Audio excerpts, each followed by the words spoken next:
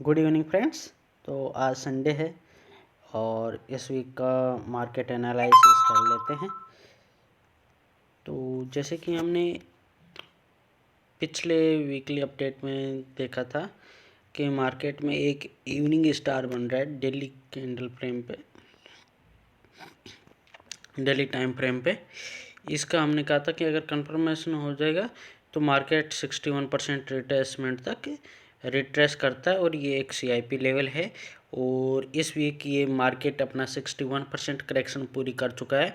और जब भी ये 61% पे यहाँ पे करेक्ट हुआ है 18,423 का ये लेवल हमने अपनी पिछली वीकली अपडेट में डिस्कस किया था। तो ये वहीं पे जाके एक बाइंग यहाँ पे दिख रही है। यहाँ पे जब भी उसने 61% फिबोनाची रिट्रेसमेंट को टच किया वहाँ से एक बाइंग शॉर्ट टाइम फ्रेम पे दिखी है।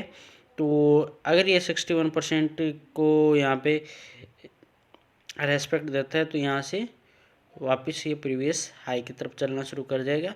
और अगर ये रिट्रेसमेंट यहाँ से कंटिन्यू रहता है तो अगला यहाँ का निफ्टी का सपोर्ट जोन रहेगा, जो कि आई थिंक ये 100% यहाँ पे फिर रिट्रेसमेंट कर सकता है 18,136। और अगर ऑप्शन डाटा चेन में भी अगर आप जाके देखेंगे तो 18,000 पे बहुत सारे पुट राइटर्स यहाँ पे खड़े हैं। और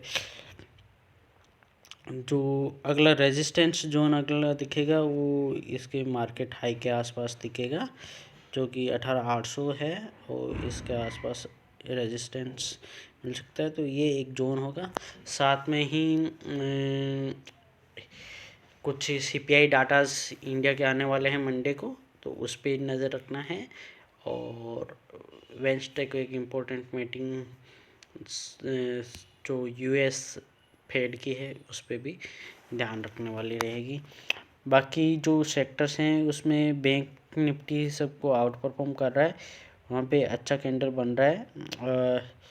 जो लास्ट कैंडल है वो थोड़ा डोजी टाइप बना है, पर मतलब ऑल ओवर इसमें बैंक निफ्टी आउट परफॉर्म कर रहा है निफ्टी को। और उसमें भी PSUs आउट परफॉर्म कर रहे हैं प्राइवेट बैंक को। PSUs में देख लेते हैं इस वीक में क्या रहा है। तो PSU में ये लास्ट कैंडल एक डोजी टाइप का सा कैंडल बना है, पर ये कंटिन्यू हायर हाई हायर लोग के फॉर्म में ये कैंडल ऊपर जा रही है। तो यहाँ पे कोई दिक्कत की बात नहीं है, हल्का रिवर्स रिट्रेसमेंट यहाँ पे मिल सकता है, बट कोई बहुत बड़ा वरी समसाइन यहाँ PSUs में नहीं है।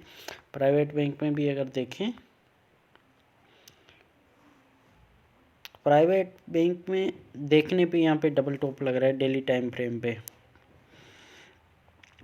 तो अगर लॉन्ग करना है तो मैं PSU बैंक को करूँगा लॉन्ग में।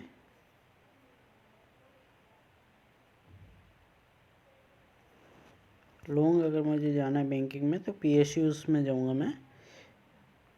और ये एक सबसे स्ट्रॉन्ग सेक्टर है। तो एक सेक्टर जो लॉन्ग करने लायक है, मार्केट निफ्टी पॉजिटिव रहता है तो वो निफ्टी बैंकिंग सेक्टर होगा। और बैंकिंग सेक्टर में PSUs बैंक होंगे। प्राइवेट बैंक में भी हम देख लेते हैं। फाइनेंशियल सेक्टर में भी डबल टॉप जैसा पैटर्न बन रहा है, इवन लोअर टॉप बना है इसमें यहाँ पे। तो अलर्ट कैंडल अलर्ट है, कोई बहुत बड़ा वरीसम साइन नहीं है यहाँ पे, पर अलर्ट है। इंफ्रा साइडवेज रहा है पिछला वीक, पर ऑल RSI इज़ अबोव 60। तो यहाँ पे बाइंग अपॉर्चुनिटी मिल सकता है, फ्रेश ब्रेकआउट हो सकता है। रियल्टी साइडवेज चल रहा है, साइडवेज ही रहा है।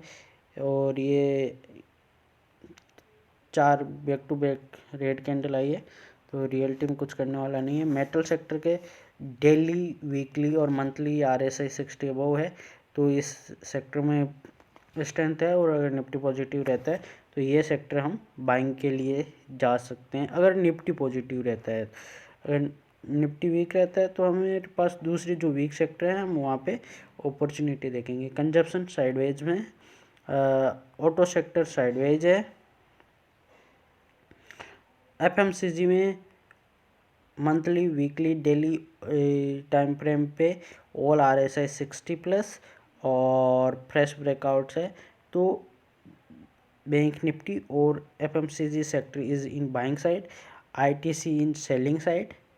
वहाँ पे वीक हो चुका है ये। वीकली में RSI 60 से इसने बहुत ही अच्छा से रेजिस्टेंस लिया और वहाँ से बहुत बड़ी कैंडल, रेड कैंडल आया है। Pharma sideways, no strength, no buying zone, no selling zone, और media is also sideways zone. तो 2 सेक्टर है। अगर निफ्टी पॉजिटिव रहता है तो बैंक निफ्टी और बैंक निफ्टी में PSU में जहाँ पे बाइंग का अपॉर्चुनिटी मिले वहाँ पे बाइंग कर सकते हैं, और FMCG में बाइंग कर सकते हैं, और सेलिंग में IT है। डिटेल एनालिसिस कौन सा स्टॉक कहाँ पर खड़ा है, इसके लिए हम अलग अलग वीडियोस अभी बना देंगे कि कौन सा स्टॉक्स में बाइंग अपॉर्चुनिटी मिल रही है, हमें किस स्ट्रेटजी पे मिल रही है। तो वीडियोस को कंटिन्यू फॉलो करते रहिए, चैनल को लाइक, शेयर और सब्सक्राइब कीजिए। Thank you.